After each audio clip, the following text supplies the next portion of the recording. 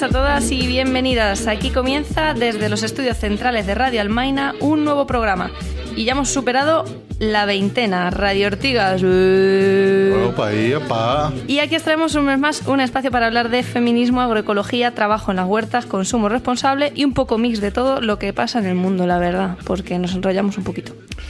Y por el momento nos puedes encontrar en el 88,5 del dial granaíno con un nuevo programa el último martes de cada mes a las 7 de la tarde y en las reposiciones los lunes a las 3 de la madrugada y los martes a las 7 de la tarde. También puedes seguirnos en las plataformas radioalmaina.org, iVoox y YouTube. Y hoy estamos compartiendo mesa Sara a los mandos. ¡Holi! Antonio. Hola, ¿qué tal? Rodrigo. ¡Hey! Adolfo. Hello. Y Sandra Servidora. Y os traemos hoy una invitada que está a los otros lados de las ondas telefónicas que descubriréis un poquito más adelante. Efectivamente. Y en la alacena Ortigueira no puede faltar los ingredientes que traemos siempre, como el conocías a, la receta, la palabra, la entrevista. Y bueno, lo encontremos en el fondo del frigorífico que está cogiendo un color verduzco, ya le toca ir saliendo. Pero no vamos a hablar hoy de ese maravilloso micelio fungicolmo. Muy interesante, por otro lado, para hablar en otra ocasión. Sí, qué sí. Pena. Con lo rico que está. Ñam, ñam. Pero antes de empezar, ya sé que estáis deseando poneros en contacto con nuestras Mercedes y lo podéis hacer para cualquier sugerencia, propuesta, comentario, crítica en el correo electrónico radioortigas@gmail.com con una H entre las dos Os. Y apoyada a las radios libres como Radio Almaina por solo 2 eurillos al mes entrando en radioalmaina.org y haciéndote socia. Las radios libres te necesitan. ¡Empezamos!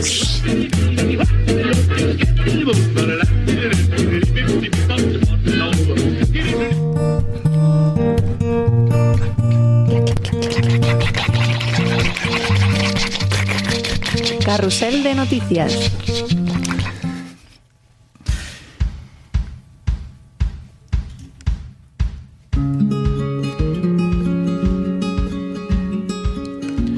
Pues mira que veníamos advirtiendo que esto podía pasar, que quien avisa buena avisadora es, pero nada, no ha habido manera para variar, como siempre, y el monstruoso imperio del químico agrícola nos la ha vuelto a colar, y bien que duele. La Unión Europea debía tomar una decisión sobre el glifosato, declarado probablemente cancerígeno por la OMS, sobre si renovaba su uso 10 años más en territorio europeo o no. Pero para ello, los estados europeos se tenían que poner de acuerdo y sabemos lo harto difícil que es esto. Sobre todo si estados como esta España nuestra se declaraba a favor, obviando la recomendación de la OMS y las carencias del informe de la Autoridad Europea de Seguridad Alimentaria, que no estudió el impacto en la salud humana, curioso, y se quedó tan pancha. Pues como en la Asamblea de Ortigas, que no hay consenso, pues status quo, y eso qué es, lo que quiere decir, pues que 10 años más de glifosato en vena para el populacho. Ahí lo lleváis.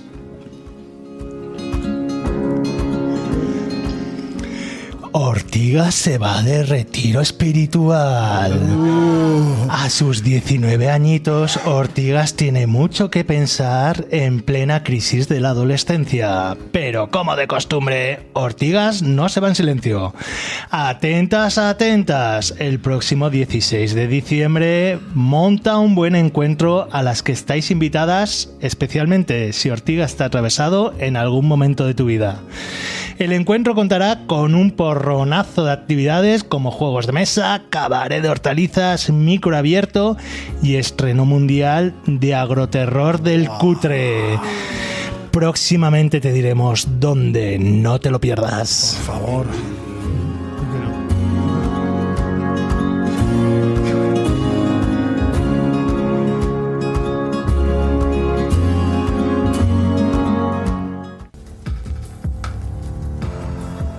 La recomendación. Hoy os acercamos...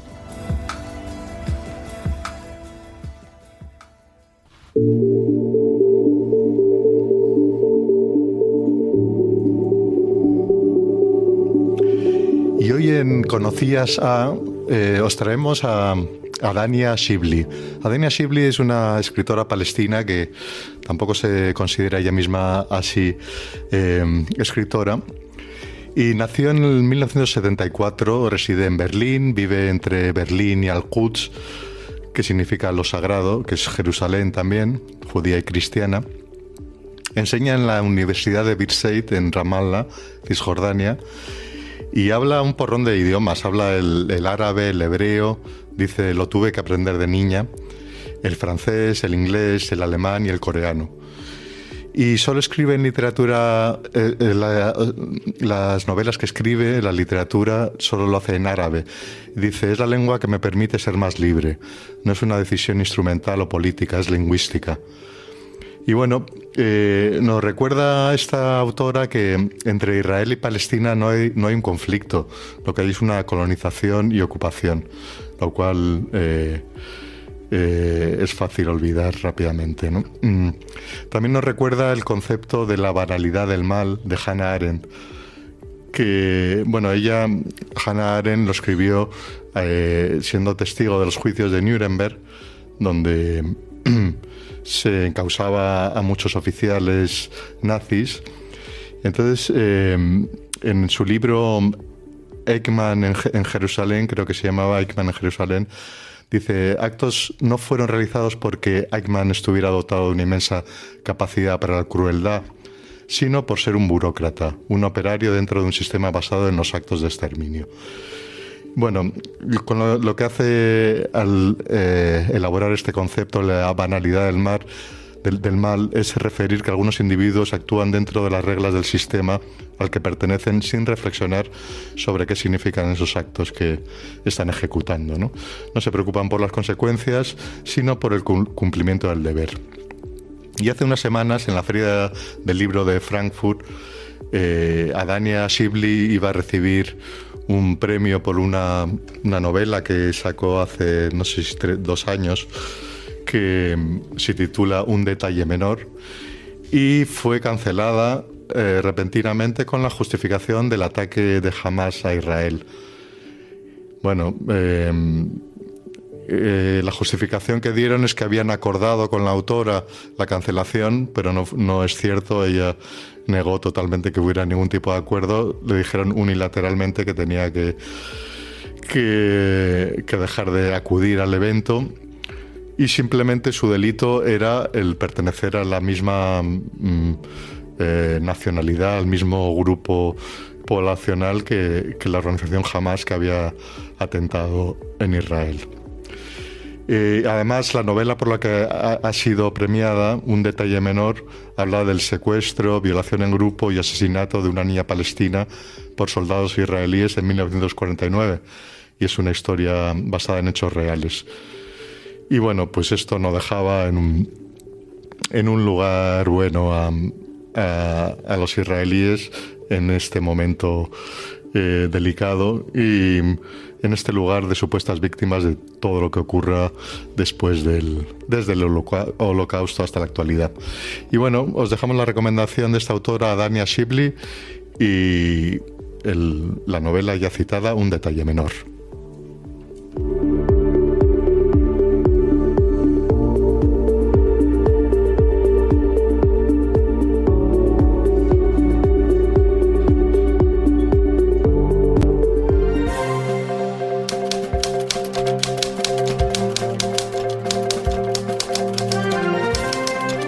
La entrevista.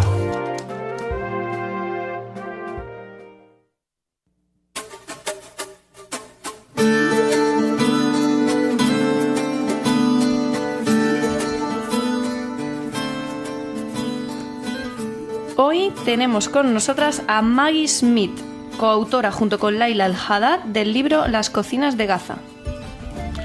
Este libro, publicado por Ediciones de Oriente y del Mediterráneo en el año 2021, se publicó inicialmente en lengua Norteamérica en el año 2012.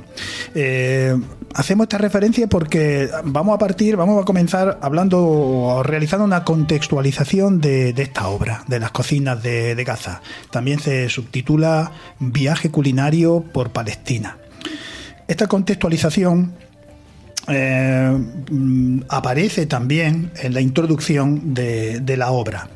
Comenzamos diciendo, por ejemplo, que la llamada Franja de Gaza es un territorio que, para que podamos hacernos una idea, aquí las compañeras y radioyentas de Granada, iría desde Granada capital hasta Loja, no más, y con una anchura de unos 10 kilómetros, no más, donde habitan 2 millones de gazatíes, siendo una de las zonas del mundo más densamente pobladas. De esos 2 millones de personas, 1.200.000, más de la mitad, son refugiados palestinos expulsados de sus casas por el constante avance del Estado de Israel sobre Palestina. Israel controla militarmente todas las fronteras de Gaza, por tierra, mar y aire, incluyendo las personas y mercancías que entran y salen. Ese control de mercancías, en lo que se refiere a la alimentación, llega a límites de paranoia y perversidad al controlar la cantidad y calidad de calorías y nutrientes que entran en la franja, de tal manera que se les permita a la población exclusivamente subsistir, pero no prosperar. Esta situación se agrava a partir de 2007, cuando Hamás toma el poder en la Franja de Gaza e Israel decide controlar aún más todas las fronteras y limitar la entrada y salida de mercancías y personas, con el consiguiente colapso económico en la franja. A este bloqueo se suma una escalada de violencia y ofensivas militares que destruyen la Franja de Gaza de manera periódica y sistemática. Por ejemplo, en la ofensiva de 2014 murieron más de 2.000 personas y se destruyeron infraestructuras e instalaciones vitales para la población. Estas intervenciones militares periódicas someten a Gaza a un ciclo de destrucción y reconstrucción continuo. Reconstrucciones de escasa efectividad por la falta de fondos y el control de fronteras de Israel, que no permite la entrada de materiales de construcción, cemento, maquinaria o dispositivo electrónico o cualquier material que se considere susceptible de ser usado por las milicias palestinas. Cada vez que se intenta reconstruir, todo el material tiene que ser verificado por Israel para asegurar que se da el uso que Gaza comunica a Israel. Este colapso económico y en infraestructuras, solo posible solucionar con la ayuda exterior que Israel también controla y bloquea a su interés nacional, ha llevado a que Gaza tiene un índice de paro el índice de paro más elevado del mundo. Así, el 60% de los jóvenes y el 90% de las mujeres jóvenes no tienen acceso a un puesto de trabajo. Un indicador aterrador de la situación en la franja es que el 85% de la población depende de ayudas externas y de ONGs para sobrevivir, gracias a los programas de ayuda alimentaria, única fuente para alimentar a las familias. De las pocas zonas agrícolas que podrían ayudar para un autoabastecimiento de la población, Israel se encuentran las zonas de la población de Gaza se encuentran las zonas fronterizas con Israel. Pero Israel realiza ofensivas periódicas que se adentran cientos de metros o kilómetros que destruyen este territorio agrícola, cuando no realizan programas de contaminación con pesticidas. En las fronteras marítimas, Israel solo permite a los pescadores faenar en 6 millas náuticas. Si pasan estos límites del mar, se les dispara, detiene y se les retira lo que hayan podido conseguir, con lo cual es dificilísimo conseguir una pesca que pudiera mitigar la situación de penuria alimentaria de la población. Todas las necesidades médicas están controladas por Israel, ya que este Estado controla qué aparataje médico o equipos entra y sale y qué personas reciben tratamiento. Israel controla, por ejemplo, también el combustible que llega a la única central térmica de la franja y limita de esta manera el tiempo disponible por los gazatíes de fluido eléctrico, que oscila, según los días, entre 6 y 12 horas, no más. Sumado a todo esto, tenemos también la inexistencia de agua potable. El 85% de las aguas del acuífero están contaminadas y se vierten todos los días miles de litros sin tratar al mar Mediterráneo o se filtran en los suelos agrícolas de Gaza. Así que vemos todo un programa del Estado israelí para dejar sin futuro posible y abocar a la extinción al pueblo palestino.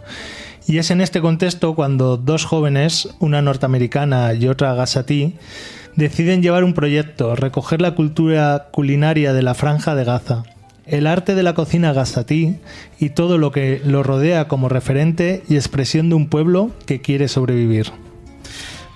En las cocinas de Gaza se nos presentan las comidas caseras, platos tradicionales, modos culinarios de usar las especias, los alimentos, como registro cultural de la vida cotidiana de la gente corriente. Huellas de una historia desde abajo, que se hace palpable en algo tan evocador y delicioso como un guiso humeante en una cocina gazatí. La comida como forma de expresar una cultura, un pueblo, unas gentes con nombres y apellidos y no números o cosas, gentes que quieren reafirmar su identidad y perpetuar su cultura. En Gaza, ir de casa en casa es hacer una excursión por la Palestina histórica de antaño, paladeando el legado de aldeas y comunidades de las que no queda ninguna huella.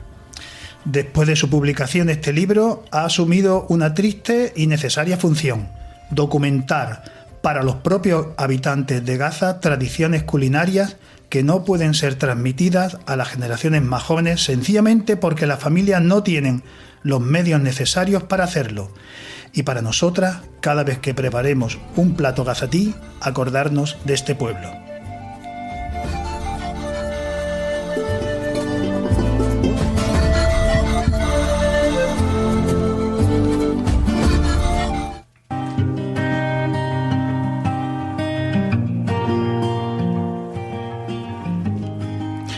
Hoy tenemos con nosotras a Maggie Smith, coautora junto con Laila El Haddad del libro Las cocinas de Gaza, publicado por Ediciones del Oriente y del Mediterráneo. La tenemos al otro lado del hilo telefónico. Maggie es traductora, investigadora, participante en diversas iniciativas de investigación y documentación, activista y feminista. ¿Qué tal? Buenas tardes, Maggie. Buenas tardes. ¿Qué tal? No sé si he hecho bien la introducción o quieres comentar Perfectamente. Algo. Genial. No, me ha parecido muy bien. Bueno, pues estamos con Maggie para hablar sobre este texto, sobre esta obra, Las cocinas de Gaza, que se publicó en el año 2021 aquí en España, pero inicialmente se publicó por primera vez en el año 2012, ¿no? ¿Fue así, Maggie? Sí, en el año 2012 en Estados Unidos, sí. Ok. El proyecto, vamos a empezar por el principio. ¿Cómo surge? ¿Por qué hacer un libro de cocina gazatí? Dada la circunstancia de extrema penuria y violencia en la que se vive en la franja, ¿no? ¿Por qué hacer un libro de cocina que al principio nos puede dar la sensación un poco de frívolo? Luego la verdad no es así, creo, pero ¿qué nos puedes decir sobre esos inicios? Pues efectivamente era gracioso. Cuando inicialmente teníamos esta idea, lo llevamos a varios editoriales y en los editoriales más políticos les parecía muy frívolo esto de un libro de cocina, y a los libros de cocina, a los editoriales de libros de cocina les parecía muy político esto de hacer algo sobre la Franja de Gaza. Entonces, justo entra en un espacio donde no había nadie, no estaba hablando nadie en estos términos, y surgió porque yo tuve la oportunidad un poco azarosamente de visitar la Franja de Gaza junto con una delegación de observadores humanitarias y como diplomacia ciudadana, justo después de los bombardeos terribles del invierno de 2008-2009. Y yo fui un poco para acompañar y documentar una visita de activistas desde Estados Unidos allá, para entender un poco lo que pasaba allí, lo que se vivía allí. Y nada, hicimos varios, de allí surgieron varios pequeños proyectos, pero para intentar comunicar la situación allí, lo que se vivía. Pero para mí lo que mejor funcionaba ahí dando vueltas a cómo contar esta situación tan grotesca, tan difícil, no sé ni cómo decirlo, que la sensación de encerrona, enjaulamiento que se vivía incluso en este momento, por no hablar de ahora, en la franja, pero en términos que fueran de alguna manera asequibles o abordables para un público general estadounidense, que en general sencillamente no tenía contacto, desconocía completamente las narrativas y las experiencias palestinas. Y una cosa que se me ocurrió, que me interesa mucho la cocina, la comida, la alimentación, la agroecología, o sea, la economía y el metabolismo de los alimentos en las poblaciones y las ciudades. Uh-huh. Y se me ocurrió escribir una serie de artículos un poco sobre... O sea, en Gaza, cuando estábamos allí, a pesar de la penuria general y la falta y la carencia continua de productos que no llegaban, que no pasaban por las fronteras, que ya no se podía producir en estos campos, etcétera, y que la gente nos iba contando, a pesar de esto, la hospitalidad palestina famosa, pues nos recibían con unos platos maravillosos y yo quería como destacar un poco esta contradicción y estos maravillosos platos que nos servían, ¿qué costaba? O sea, ¿por qué pasajes laberínticos tenían que llegar estos alimentos para encontrarse sobre estas mesas? Entonces escribí un par de artículos intentando rastrear ingredientes, a ver en la tortuosa economía gazatí, cómo llegaban estos alimentos a los hogares y cómo contemplaban las familias su adquisición, su elaboración, etcétera. Claro. Y en el proceso de investigar un poco sobre la cocina en Gaza, me di con Leila, uh-huh, que es una periodista de familia de origen gazatí, ahora afincada en Estados Unidos, que en su blog personal, ella es periodista, pero en su blog personal un poco sobre la contradictoria y difícil realidad de ser palestina, viviendo en Estados Unidos con un compromiso muy fuerte con su tierra, criando niños, a la vez que intentando tener una vida profesional. En fin, os recomiendo muchísimo su blog personal, que es muy rico y muy interesante. Uh-huh. Pero ella de vez en cuando posteaba recetas de su familia y claramente como tenía mucha sensibilidad para la cocina, no solo como cocina, sino la cocina como una forma de contar las vidas y las familias. Y me puse en contacto con ella y enseguida como que nos entendimos muy bien. Uh-huh. y estuvimos varios meses intercambiando correos y ideando un poco, algún día si pudiéramos llegar allí a hacer una investigación, qué interesante sería hacer un libro sobre esto. Y luego a raíz de no sé si os acordéis, pero la flotilla que llegaba a Gaza, durante un momento abría la frontera de Rafah, que llevaba muchos años cerrado de forma casi completa y casi total. Y ella me llamó y me dijo, oye, si quieres entrar y hacer esta investigación, ahora es nuestro momento. Entonces, sin habernos conocido en persona ni nada, las dos cogimos billetes y nos tiramos para allá. No teníamos ni editorial, ni apoyo, ni financiación, ni nos habíamos conocido, pero como que nos parecía muy claro esta idea. Y nos lanzamos y estuvimos allí varios meses haciendo trabajo de campo, de casa en casa, con los negocios, los pescadores, los mercados, los agricultores, los economistas, en los hogares, viendo un poco cómo funcionaba todo el sistema alimentario en Gaza. Claro. La verdad es que cuando uno echa una ojeada a la obra, se encuentra efectivamente que no es solamente un libro de recetas de cocina, que lo es también. Cada receta también aparece por un comentario adjunto que enriquece la receta, pero nos hablas también de la realidad, ¿no? De la realidad que os encontrasteis, Leila y tú, cuando llegasteis allí a la franja, la realidad social, la realidad económica y también la realidad vivencial, cómo era la gente, cómo se organizaban, cómo subsistían y cómo miraban al futuro. ¿Qué os encontrasteis cuando llegasteis allí a la franja y os metisteis en las cocinas de las familias, o ibais a tiendas o a fábricas o a cooperativas agroecológicas, que habría algunas también? ¿Qué os encontrasteis? ¿Cómo fue esa entrada? Bueno, de todo.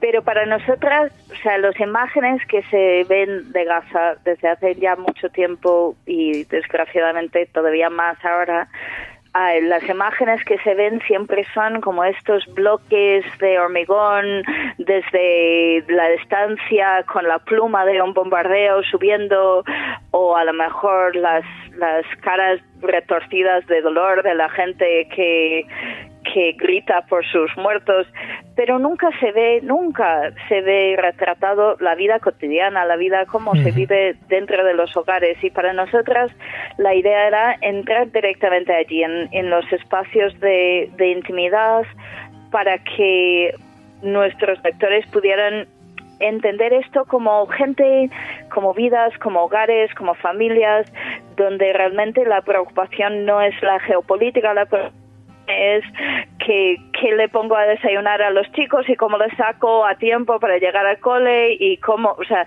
la vida muy cercana a cualquiera que se vive, pero que se vive bajo condiciones absolutamente extraordinarias, ¿no? O sea, familias ordinarias haciendo lo que hacen las familias en todas partes, pero en condiciones bastante extraordinarias. Y lo que encontramos, pues, hay de todo. O sea, es cierto que hay una pauperización brutal de Gaza, de una gran parte de la población de Gaza. En aquel momento, cuando hicimos el trabajo de campo en 2010, ya era muy extrema. Desde entonces solo se ha agudizado, perdona. Sí, perfecto.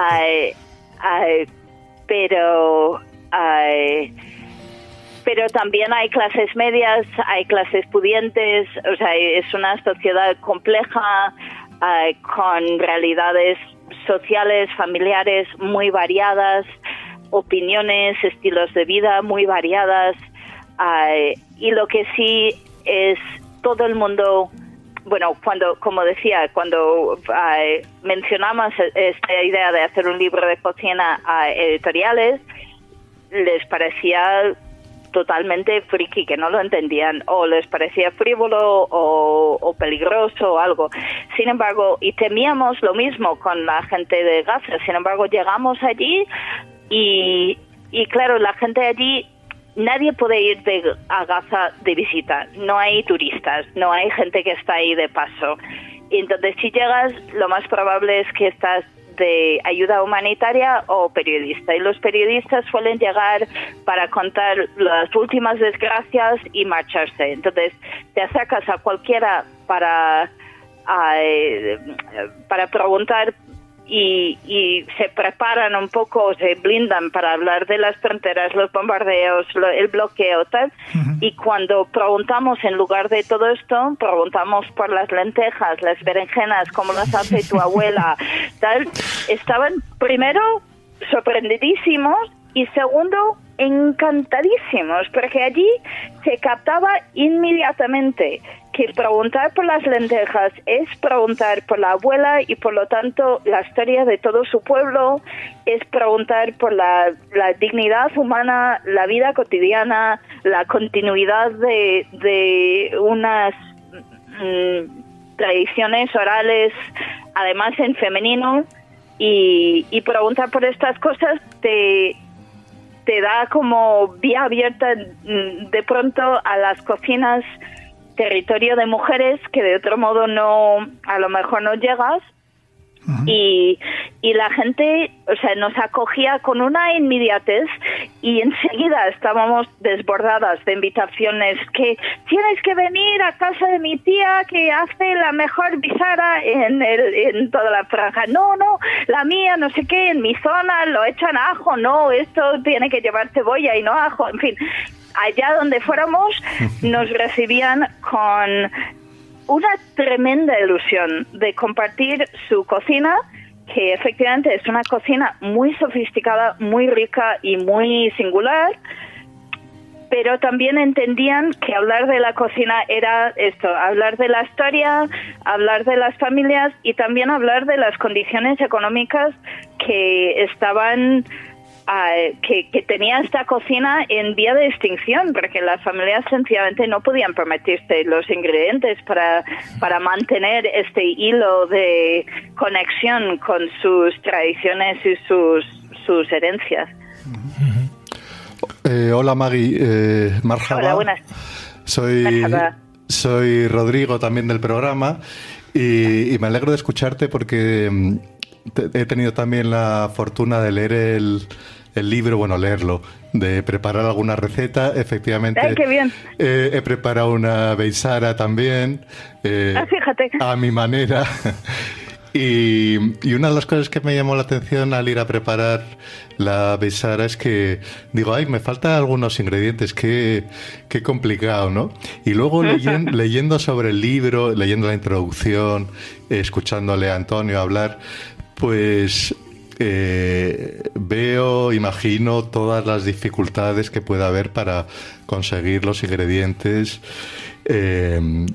todo tipo de ingredientes, ¿no?, que se pueden requerir, que en una época habrá algunos, en otras épocas faltarán, supongo que de todo tipo, ¿no?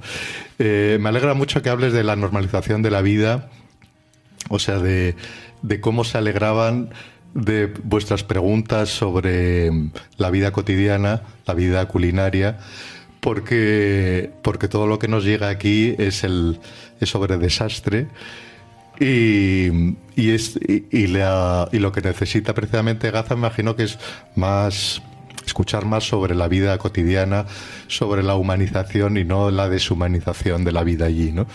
Te quería preguntar en concreto sobre cómo de difícil o qué cosas, qué anécdotas tenéis respecto a conseguir ingredientes o cómo vivíais aquello, ¿no?, para preparar los distintos platos que fuisteis pensando, o cómo surgieron los platos que elaborabais.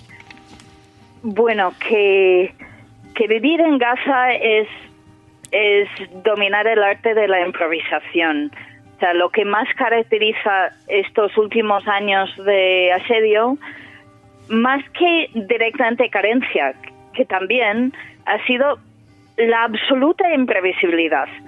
Y tener todo pendiente de un hilo, o sea, los ingresos, la estabilidad de las casas donde puedes estar y desde luego los ingredientes, absoluta imprevisibilidad de lo que vas a encontrar o no en los mercados. Y hay muchas anécdotas porque en parte, o sea, Gaza tiene ha tenido, ahora a saber cuál va a ser su situación, pero en los últimos años del asedio ha tenido como un papel en la economía israelí muy peculiar, de la que cuando hay un superávit agraria en algo en Israel, muchas veces estos camiones de alimentación que llegan a Gaza, que ellos eligen qué puede entrar y qué no, pues de pronto, por no sé qué vaivén de comercio internacional, hay un superávit de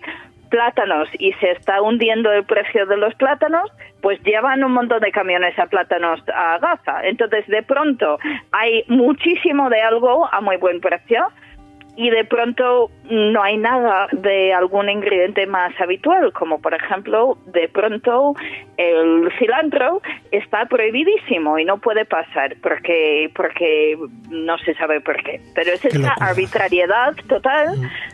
Entonces de pronto encuentras muchísimo de algún producto que nadie ha visto en la vida, que el galangal, que es una especie que se usa en la cocina tailandesa, de pronto traían cajas y cajas y cajas de galangal y todo el mundo, ¿qué hacemos con esto?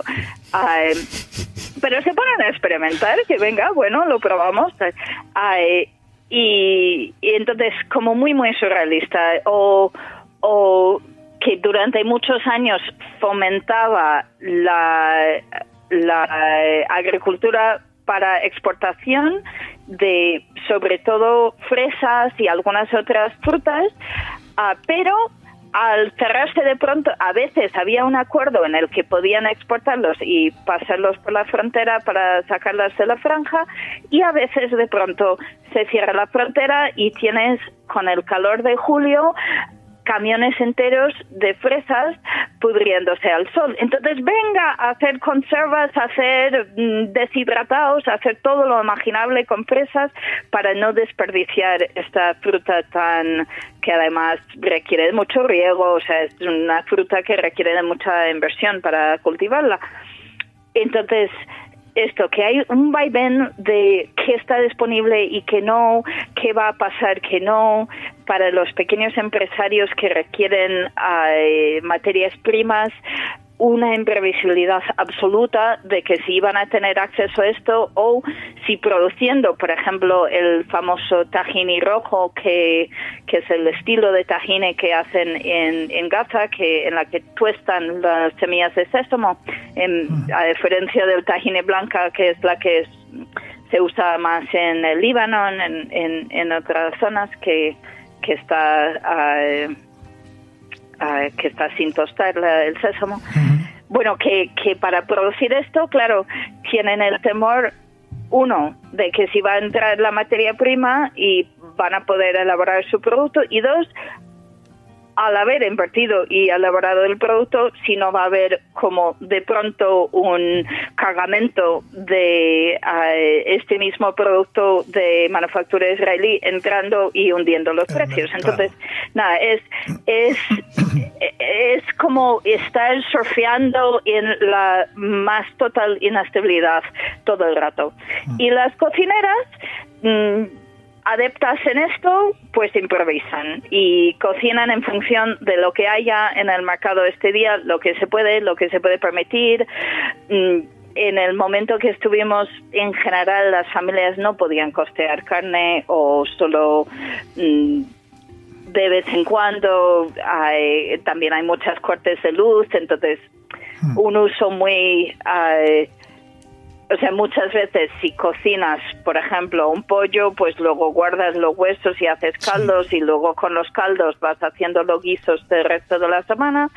Pero si cortan la luz, entonces todo se estropea. Entonces, en fin, que todo es una gestión del hogar muy complicada por estos cambiantes parámetros de disponibilidad, de acceso a la energía, etcétera. Pero improvisan, y con lo que haya, pues si no hay almendras, cacahuates, y si no hay cacahuates, sésamo, y si no hay esto, pues nada, que inventamos otra cosa.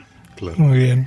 Oye, y que lo has comentado ahora un poco por encima, el sistema agrícola allí, o cómo funciona, o sea, qué capacidad tienen de producir, autoabastecerse, en lo que les deja Israel, vamos, o en lo que les dejaba hasta ahora.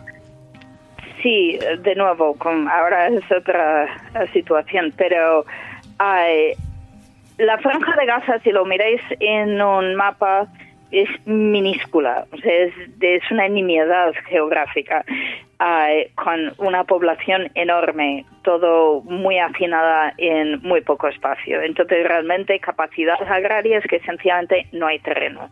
Y el terreno que hay, las zonas históricamente más agrarias, están en general en las zonas limítrofes con la frontera.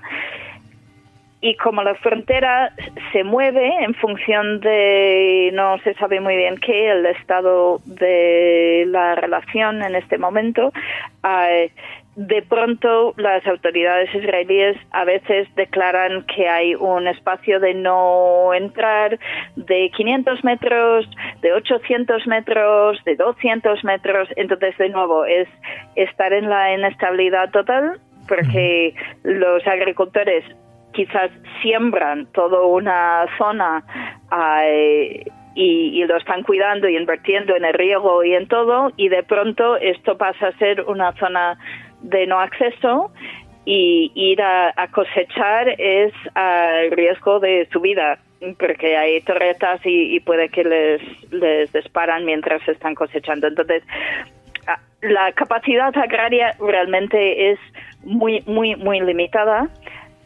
Y también tiene sus historias de distintas apuestas, de que si cultivar en secano, que si intentar el riego, muchos debates.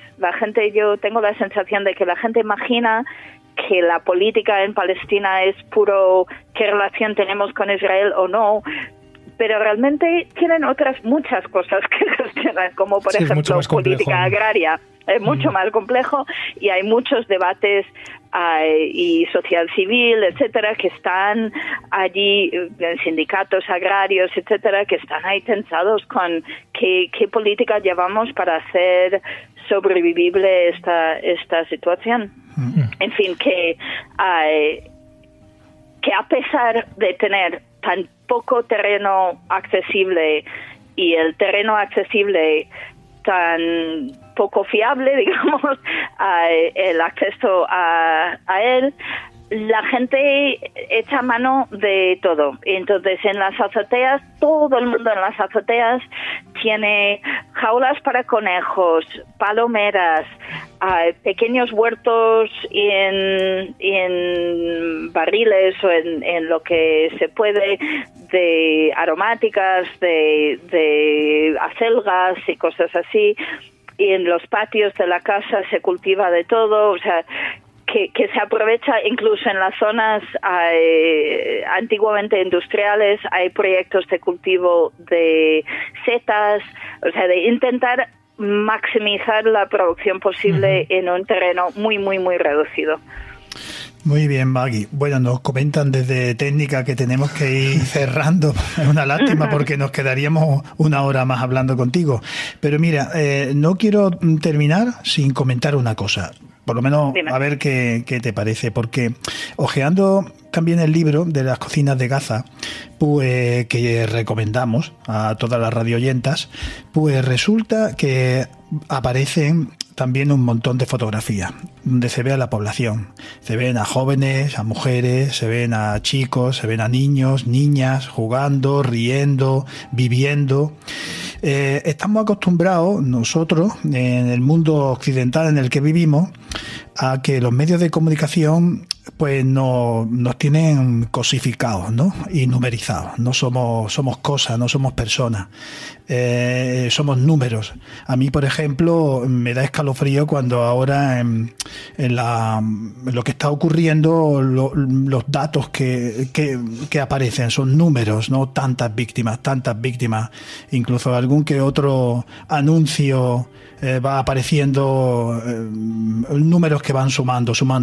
Y no son números, son personas con nombre y apellido. Y tú y Leila recogéis el nombre de estas personas, y yo creo que eso es un valor importantísimo también, poner sobre la mesa que no estamos hablando de una población que son números, sino que son personas. Si nos metemos en su cocina y las conocemos, somos capaces también de no llegar a situaciones a las que se está viviendo ahora. Yo creo que, no sé, pienso que también Leila y tú queríais poner esto sobre la mesa, ¿no? Poner que estamos hablando de una población con una cultura y que había que mostrar esa cultura y mostrar que son personas. No sé qué idea, cómo surgió también en esto, ¿no? O lo teníais desde el principio, ¿no? Que lo que queríais era también humanizar lo que nos llegaba desde la franja.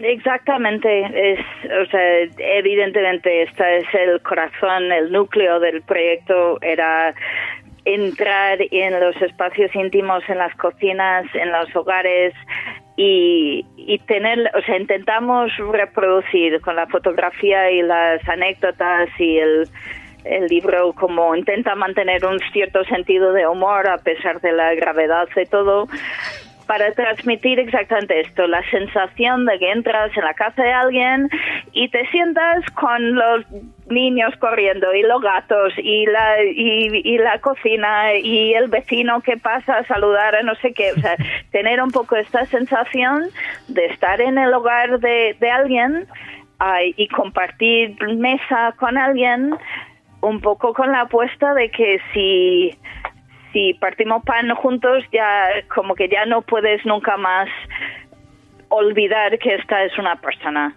Y ahora, justo con todo el horror que está pasando ahora, estoy repasando todas las fotos, porque por supuesto, o sea, en el libro aparecen muchas fotos, sí, pero hay otros muchísimos, y intentando sacar algún pequeño montaje con ellos. Y todo el rato tengo en la cabeza un momento que íbamos a dar una entrevista, así como estoy dando contigo hoy, pero con una radio en árabe. Y Leila, que su lengua materna es árabe, pero es el árabe palestino dialéctico y que no, el árabe culto oficial pues le cuesta un poco más. Y para afianzar un poco su árabe, estaba un poco nerviosita, llamó a su padre, un médico jubilado en Gaza, para preguntarle, por ejemplo, papá, ¿cómo se debería humanizar en el árabe culto? Y su padre se escandalizó, dijo, esto no puede ser una palabra. Esto no es una palabra, esto no puede ser una palabra, porque humanizar sugiere que en algún momento un ser humano no es humano, porque para humanizarle tiene que ser despojado de su carácter de humano, y esto es imposible, esto no puede ser. Y entonces esta cita suya tan potente de que, o sea, yo pienso, bueno, vamos a hacer imágenes para humanizar, y luego siempre, cual Pepito Grillo, tengo la voz del padre de Leila diciendo, la mera posibilidad de esta palabra es una abominación, sí, ¿no? Y me parece toda una elección. Muy bien, Maggie, pues de verdad que muchísimas gracias. Es un regalo, un placer. Un regalo este trabajo que hicisteis y que nos puede enriquecer y nada más que agradecerte que nos haya atendido y que esperemos verte por aquí pronto, por Granada. Pues muy bien, muchísimas gracias. Un placer hablar con vosotros. Muy bien, un saludo. Muchísimas gracias, Maggie.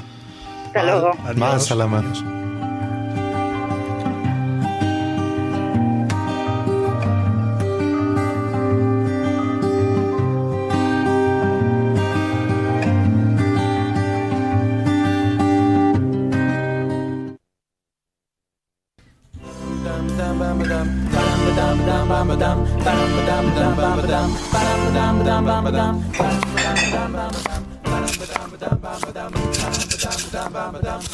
La receta.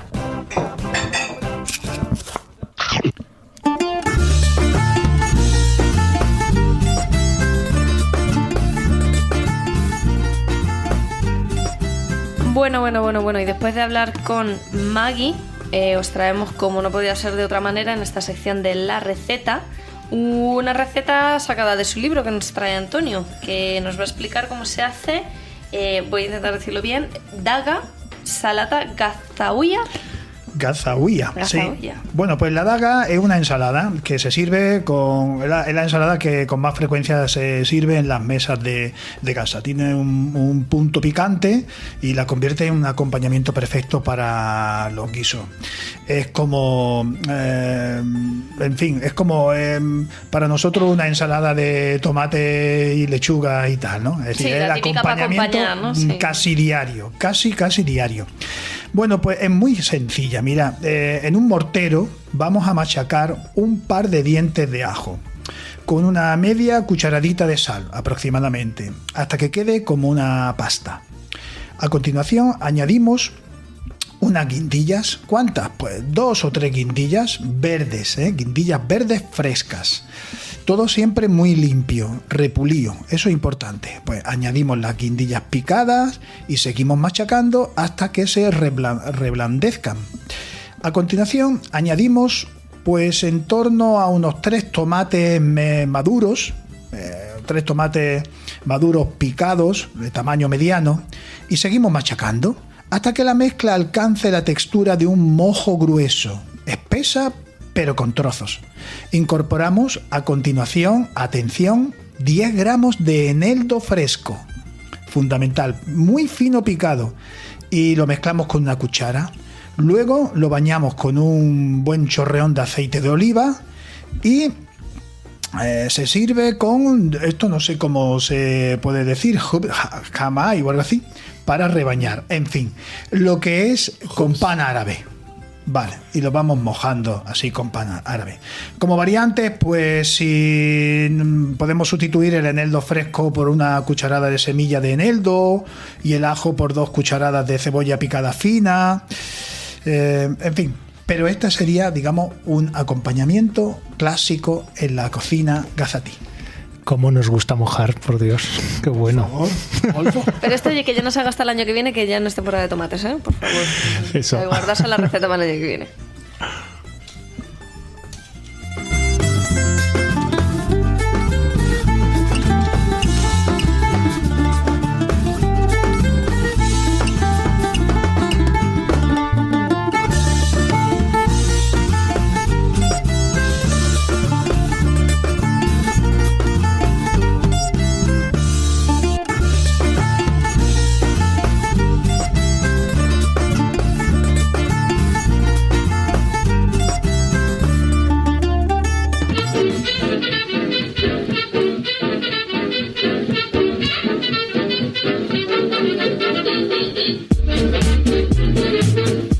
Pues así llegamos ya al final del programa de hoy.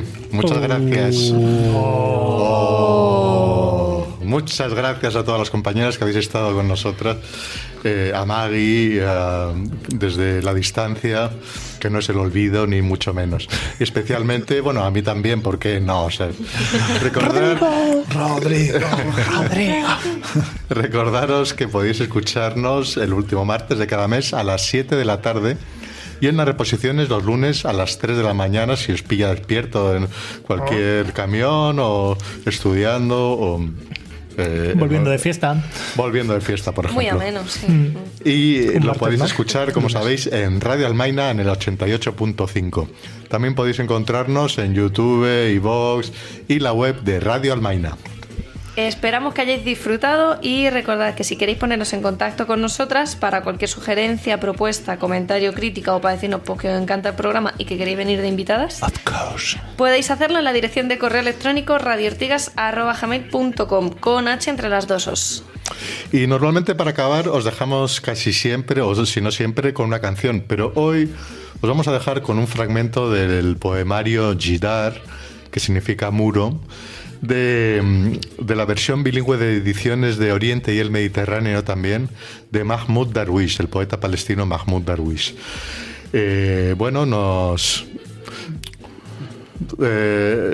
Os cuento un poquito de este poeta tan interesante que es Mahmoud Darwish. Él especialmente ha hablado Mahmoud Darwish, es considerado como el poeta nacional palestino por excelencia. Bueno, en su día participó fue parte de la OLP, Organización de Liberación de Palestina, incluso redactó el discurso del Estado palestino que pronunció Yasser Arafat no sé si en el 88, por ahí. Adunis decía: el único camino hacia la paz verdadera consiste en que la memoria del vencedor reconozca la memoria del derrotado. Y de eso nos habla la poesía de Mahmoud Darwish, de la memoria, ¿no? De recordar de dónde venimos, recordar que existimos. En su poesía pues aparece con frecuencia Al-Ándalus y aparece también la antigüedad clásica y aparece el mundo natural, la vegetación, el campo. Os voy a leer un fragmento de este poemario Jidar. Disculpen mi árabe algo anquilosado, pero allí vamos.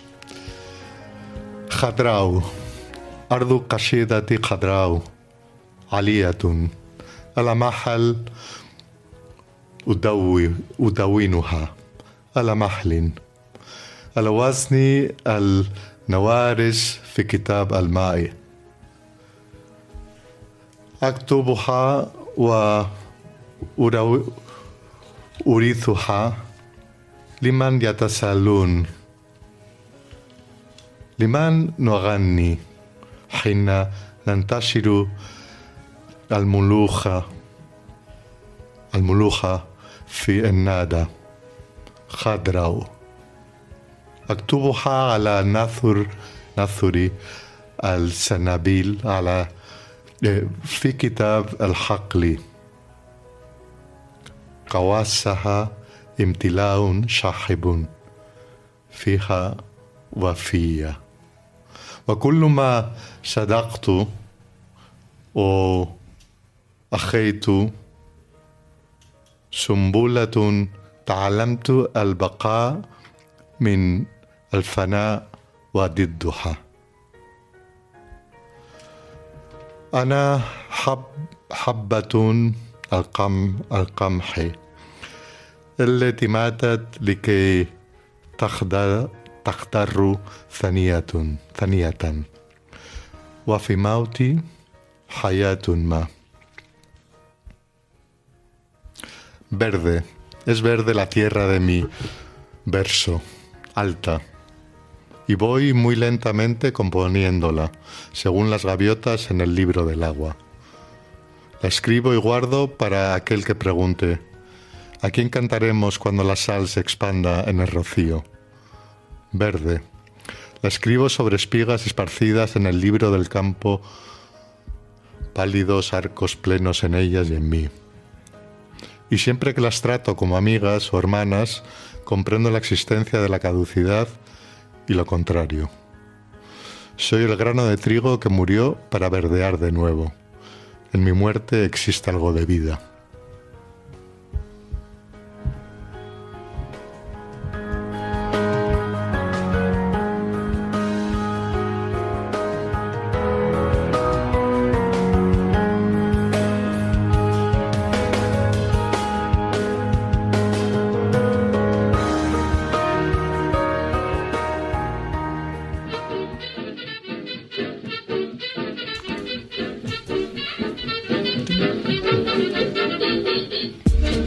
Muchas gracias a todos por estar al otro lado de las ondas. Nos oímos en el próximo programa y ya sabéis, hasta la victoria ¡siempre!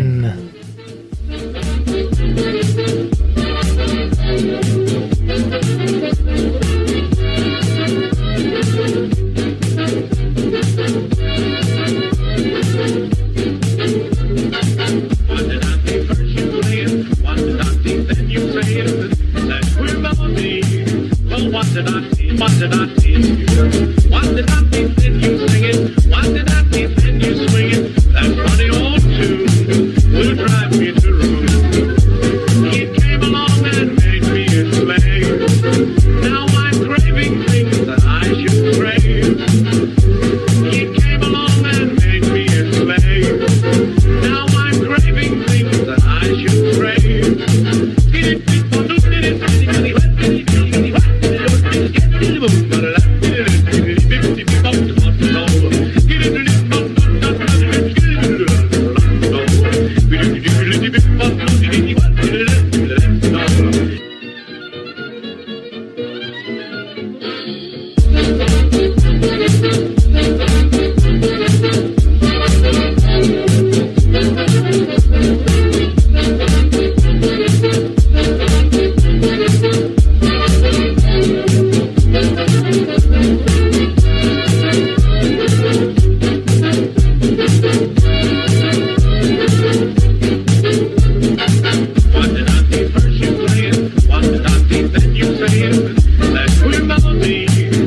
What did I